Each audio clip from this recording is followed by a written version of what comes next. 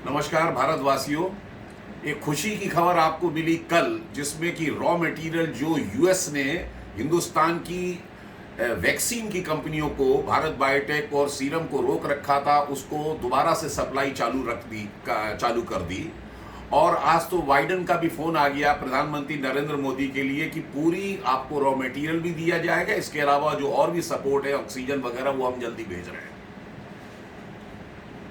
मेरे देशवासियों, ये कैसे संभव हुआ? ये केवल एक आदमी की वजह से संभव हुआ, जिसको कि लोग, जिसका नाम लेने पर लोग हम जैसे आदमियों को भक्त बोल देते हैं। मोदी की वजह से हुआ है जी। और ये बात उन लोगों को पचती नहीं है जो लोग मोदी विरोध में इतने अंधे हैं, जिनको ये नहीं दिखाई देता कि पाकिस्तान हिंदुस्तान में रोज आतंकवादी घटनाएं करने के बाद भाग जाता था, मजाक उड़ाता था।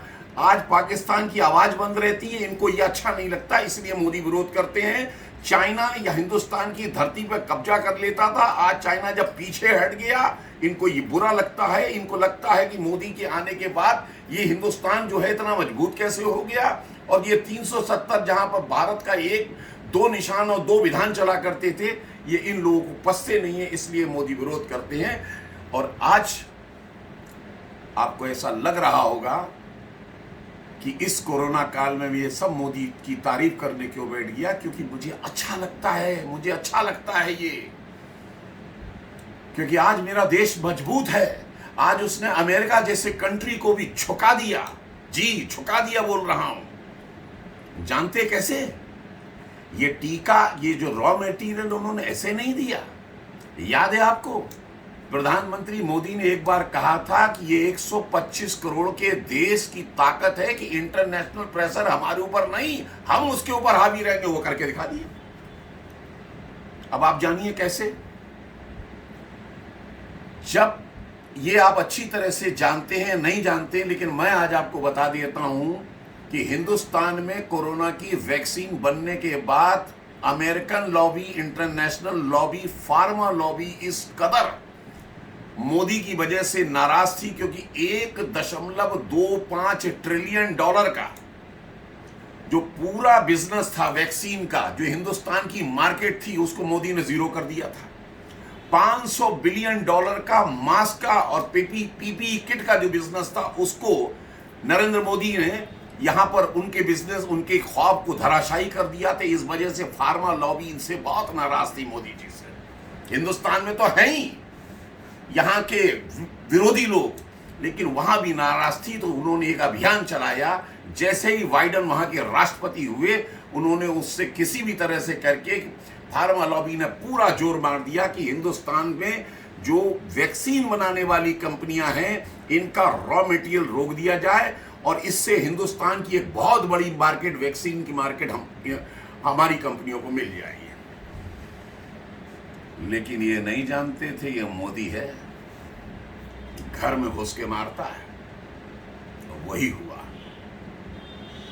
एक फोन यहां से गया, एक फोन, बिना किसी पब्लिसिटी करे, ये नहीं टीवी एड में बोल रहे हैं, हल्ला बोल रहे हैं, कुछ बोल रहा, एक फोन गया नेशनल सिक्योरिटी एडवाइजर का, वहां के नेशनल सिक्योरिटी एडवाइजर को। सिर्फ ये कहा कि जो गेम आज आप हमारे साथ खेल रहे हैं ना, ये गेम हमें भी खेलना आता है। आप अगर उधर से रॉ मटेरियल अगर हमें नहीं भेजेंगे ना, तो आपको भी पता होना चाहिए कि फाइजर कंपनी जो आपके यहाँ टीका बनाती है, उसका रॉ मटेरियल भी बॉम्बे से ही जाता है। एक कंपनी बॉम्बे से ही बेचती है। तो यदि आपके स्वदेश के हित जुड़े हुए हैं, उसके आधार पर आप कहते हो कि हम रॉ मटेरियल नहीं दे सकते, तो हिंदुस्तानियों के भी अपने जो हैं हित जुड़े रह सकते हैं। बस यही ट्रम्प कार्ड था। उन्हें पता लग गया कि हिंदुस्तान अब कमजोर नहीं रहा, और उसी दिन अमेरिकन सरकार ने कहा कि ठीक है, हम रॉ मटेरियल की सप्लाई करेंगे। इसको बोलते हैं ताकत। ये हिंदुस्तान 125 करोड़ का मुल्क है। 73 साल में किसी भी प्राइम मिनिस्टर ने आज तक अपनी इस ताकत को पहचाना नहीं था कि ये युग व्यापार का युग है। इसमें जिसके पास बड़ी मार्केट होती है वही देश सबको झुकाता है, जो मोदी जी ने करके दिखा दिया। और आज अमेरिका तो छोड़ दीजिए, जो हमारे ऊपर टॉन्ट कसता रहता था, वहां के लोग कस रहे थे, वो छोड़ दीजिए। आज पूरा विश्व चकित हो गया कि हिंदुस्तान ने अमेरिका जैसे कंट्री की बांह मरोड़ दी, रातों रात में राजी कर दिया। रातों रात में वैक्सीन का रॉ मटेरियल तैयार होकर हिंदुस्तान में आ रहा है। माय डियर फ्रेंड्स, भरोसा रखिए इस आदमी के ऊपर। और आज भी जो लोग हल्ला काट रहे हैं ना, ऑक्सीजन, रेमडेसिविर या दुनिया भर की बात कर रहे हैं, यही आदमी है जो आज भी आपको देश को सुरक्षित ले जाएगा और ले जा रहा है। लोग तो किशमिश के दाने में भी उसके पिछवाड़े में तिनका ढूंढ लाते हैं, इसलिए उस बात की परवाह मत करना।